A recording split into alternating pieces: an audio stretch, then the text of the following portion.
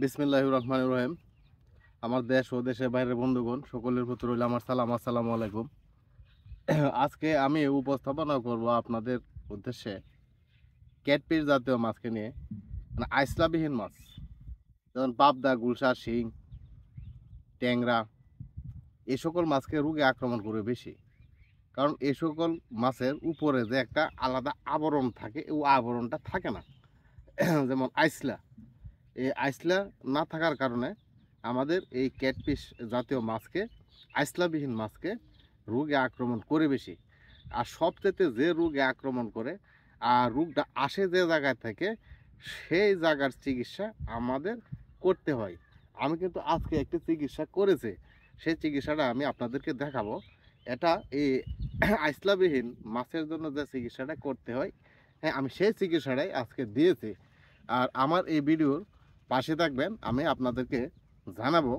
হ্যাঁ, আপনারা শিং মাছ ছাড়েন, পাবদা মাছ ছাড়েন, ট্যাংরা মাছ ছাড়েন, গুলশা মাছ ছাড়েন, যে কোনো মাছ ছাড়েন না কেন, ক্যাটফিশ জাতীয় মাছের জন্য এই কিছুদিন আগে প্রচুর পরিমাণে বৃষ্টি গেল। এখন আজকে কিন্তু আবার রৌদ্র উঠছে। এখন এখন একটা ঝামেলার সৃষ্টি হবে। এই ঝামেলা থেকে এড়াইতে হলে, এই ঝামেলার মোকাবেলা আপনাদের করতে হবে। অ্যাডভান্স চিকিৎসা, আমি কিন্তু অনেকে বলেছি অ্যাডভান্স চিকিৎসা নিতে হবে। অ্যাডভান্স চিকিৎসা আপনারা উকুনের একটি ডোজ দিবেন এখন এই মুহূর্তে। আজকে দেওয়ার দরকার ছিল, কিন্তু আজকে হয়তো কেউ দিয়েছেন, কেউ দেন নাই, কিন্তু আগামীকালকে হলেও আপনারা একটা উকুন্নাশকের ডোজ দিয়ে দিবেন। উকুন্নাশক ডেল্টামেথিসিন গ্রুপের যে কোনো একটি ভালো কোম্পানির দিকে এনে দিয়ে দিবেন, তাহলে আপনাদের যদি কোনো প্রবলেম থাকে, আপনাদের প্রবলেম সলভ হয়ে যাবে। আমি কিন্তু আজকে আমার শিং মাছের পুকুরে কিন্তু দিয়ে দিচ্ছি। হ্যাঁ, কারণ অতিবৃষ্টি হলে আমাদের পুকুরে উকুনের উপদ্রব বেড়ে যায়। অতিবৃষ্টি হলে উকুনের উপদ্রব বেড়ে যায়। আর একটা উকুনের উপদ্রব বাড়ে কখন জানেন? এটা হলো অতিরিক্ত খাবার যখন দেওয়া হয়। অতিরিক্ত খাবার দেওয়ার ফলে ওয়েস্টেজ থেকে, হ্যাঁ, অ্যামোনিয়া থেকে আপনার উকুনের জন্ম হয় বেশি। তো এখানে ওয়েস্টেজ থেকে, অ্যামোনিয়া থেকে যে উকুনের একটা জন্ম হয়। আর আমার পুকুরে কিন্তু এই বৃষ্টির আগে কিন্তু প্রচুর পরিমাণে খাবার দেওয়া হয়েছিল। হ্যাঁ, একবার মানে আমি কিন্তু একবার করে খাবার দিই, দুবার কখনো খাবার দেই না। তো একবারে কিন্তু আমি 50 কেজি যখন খাবার খাওয়াতাম, তাহলে ওয়েস্টেজ তো বুঝতে পারতেন, 50 কেজি খাবার খাইছে, 50 কেজি ওয়েস্টেজ আসছে। হ্যাঁ, ওটা কিন্তু নিচে তলানিতে চলে গেছে। তো এখান থেকে তার অ্যামোনিয়া হয়েছে, এই অ্যামোনিয়া থেকে কিন্তু উকুনেও বৃদ্ধি পাইছে। তে গতকালকে কিন্তু আমি বিকাল বেলায় দেখলাম আমার পুকুরে একটা বাংলা মাছ লাফ দিয়ে, মানে একটা বাংলা মাছ কয়েকবার দেখলাম লাফ দিছে। তা আমি মনে মনে ভাবলাম যে নিশ্চয় এই মাছটাকে উকুনে ধরেছে। হ্যাঁ, উকুনে না ধরলে এই মাছটা উপরে লাফ দিত না, বাংলা মাছ। তাই আজকে কিন্তু আমি একটা উকুনের ডোজ দিয়ে দিছি। আর এই উকুনের ডোজটা দেওয়ার কথা ছিল প্রতি শতাংশে 1 ml 3 ফুট পানির জন্য। আমি কিন্তু 100 ml দিয়ে দিছি, 2টা বোতল দিছি। 100 ml, 50 ml, 50 ml, 50 ml করে। এখন ভালো কোম্পানির ডেল্টামেথিসিন আমি বাজারও পাইলাম না। হ্যাঁ, ভালো কোম্পানির না পাওয়ার কারণে আমি একটা বাজে কোম্পানির ওষুধ দিয়েছি। আমার মনের ভিতরে একটা সংশয় ছিল কেমন কাম করবে। হয়তো লেখা ছিল প্রতি শতাংশে 3 ফুট পানির জন্য 1 ml। এটা হলো 50 ml এর বোতল ছিল। আমি কিন্তু, হ্যাঁ, 50 ml বোতল থাকলে আপনার এখানে আমি 50% জায়গা দিতে পারতাম। আর আমার পানির হার বেশি, আমার এই পুকুরে পানি আছে 4 ফুটের উপর। হ্যাঁ, কোনো জায়গায় 5 ফিট, কোনো জায়গায় 4 ফিট, এভারেজে মনে করেন 4 ফুটের উপর পানি আছে। হ্যাঁ, আর 40% পুকুর আমি একদিন 100 ml দিয়ে দিছি। যদি কোনো এই বৃষ্টির কারণে যদি কোনো সমস্যা হয়েও থাকে, আমি আবার এটা দেওয়ার এই ওষুধটা দেওয়ার কারণে এই ঝামেলা আমার কেটে যাবে। আর আগামীকালকের জন্য আমি আগেও বলেছি একটা ভিডিওতে, কিন্তু আমার পুকুরে পানিটাও দেখিয়েছি যে আগামীকালকে আমি, আজকে কিন্তু আমি আবার চুন ভিজিয়েছি। আগামীকালকে চুন আর পটাশ একসাথে মিশ্রণ করে সারা পুকুরে ছিটিয়ে দেবো। আমি আমার ঝামেলা, মানে বৃষ্টির কারণে যে ঝামেলাটা আসে, উকুন, পেঁয়াজ কমে যাওয়া, এ সকল থেকে আমি বেঁচে যাব। আপনারাও এইভাবে একটা ডোজ এখন মেনটেন করেন। গুলশা মাছের জন্য হোক, পাবদা মাছের জন্য হোক, অথবা শিং মাছের জন্য হোক। কারণ আপনারা দেখবেন অতি বৃষ্টির পর কারো না কারো পুকুর যখন চলে যায়, কখন যায় জানেন? বৃষ্টি একাধারে বৃষ্টি চললো 1 সপ্তাহ 10 দিন 5 দিন, হ্যাঁ, যখন আবার বৃষ্টি চলে যায় তখন দেখা যায় ভাইরাসে আক্রমণ করে। ওই যে ভাইরাসটা যে আক্রমণ করলো, আসলে ভাইরাস কিন্তু প্রথমে পুকুরে ঢুকে নাই।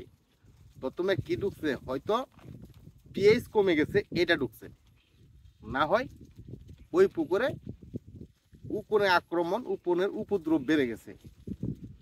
হ্যাঁ, এই উকুনের উপদ্রব বেড়ে যাওয়ার কারণে এই মাছকে উকুনে আক্রমণ করছে। উকুনে আক্রমণ করার ফলে মাছের একটা ফোঁড়া হয়েছে, ফোঁড়া থেকে ইনফেকশন হয়েছে, ইনফেকশন থেকে একটি মাছ মারা গেল, একটি থেকে দুইটি, দুইটি থেকে অহরহ, হ্যাঁ, অগণিত যখন মাছ মারা যাবে তখন তো ভাই, শিং মাছ যদি মরে যায় তাহলে কিন্তু প্রচুর দুর্গন্ধ হয়।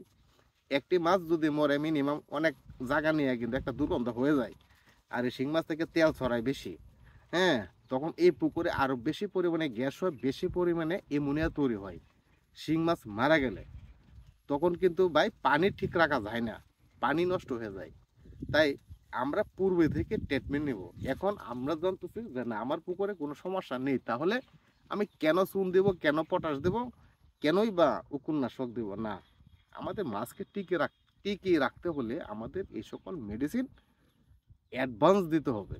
রোগে আক্রমণ করার পরে যদি আমরা কোনো মেডিসিন দিই তাহলে আমরা কার্যকরী ভালো একটা রেজাল্ট পাবো না, 100% রেজাল্ট পাবো না। আর যদি 100% যদি রেজাল্ট পেতে চাই তাহলে আমাদের অগ্রিম ট্রিটমেন্ট করতে হবে, অ্যাডভান্স ট্রিটমেন্ট করতে হবে। অ্যাডভান্স ট্রিটমেন্ট যদি আমরা করতে পারি তাহলে আমাদের মাছ সুস্থ থাকবে, ভালো থাকবে, আমরা বাজারজাত করতে পারবো।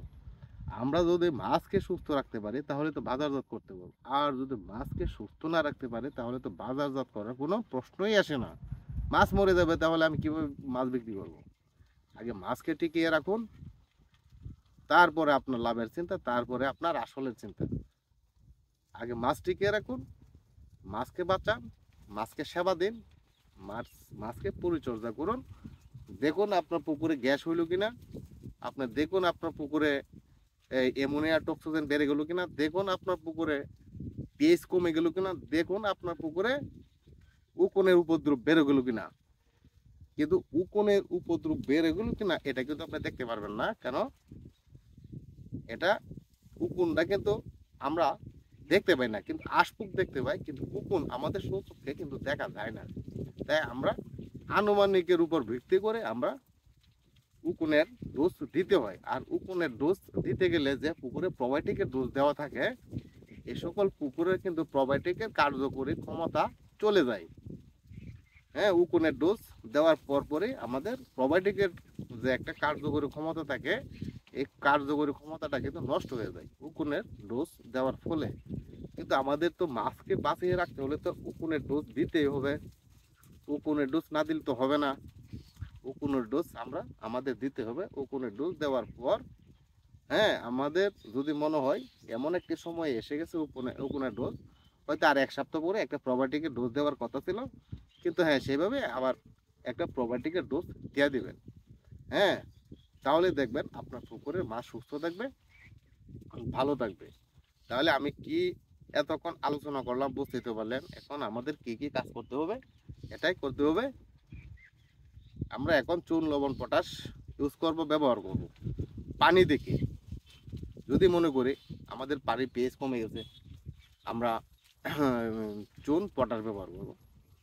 যদি না আমাদের পিএইচ ঠিক আছে, তারপরেও চুন, লবণ, পটাশ একসাথে মিশ্রণ করে সারা পুকুরে ছিটিয়ে দেবো। তাহলে একটা জীবাণুনাশক, হায়ার একটা জীবাণুনাশক আমার পুকুরে মারলাম। কারণ পিছনে গত কিছুদিন আগে অতিরিক্ত বৃষ্টি হওয়ার কারণে যদি কোনো সমস্যা হয়ে থাকে, এটা কিন্তু আপনার আমার পানির নিচে কি সকল মাছ আমরা দেখতে পারতেছি না, আপনি আমার উগোচরে যদি কোনো সমস্যা হয়ে থাকে, যেন এটা প্রতিহত হয়ে যায় আমার চুন, লবণ, পটাশের মাধ্যমে।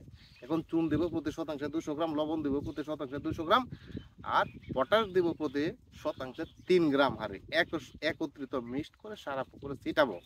কিন্তু একদিন আগে কিন্তু আমাদের চুনটা ভিজিয়ে রাখতে হবে, একদিন আগে, তাহলে আমাদের কোনো সমস্যা হবে না। এখন ভাই, আমি আমার এই ভিডিও আর লম্বা করতে চাইতেছি না। আর আপনাদের কারো কোনো কিছু জানতে আমার কমেন্ট বক্সে কমেন্ট করবেন, আমি আপনাদের কমেন্টের উত্তর দেব। আর এখান থেকে আমি বিদায় নেব। আমার এই ভিডিওতে একটি লাইক দেবেন, একটি সাবস্ক্রাইব করবেন আর বন্ধুদের সাথে শেয়ার করে দেবেন। তাহলে খোদা হাফেজ, আল্লাহ হাফেজ।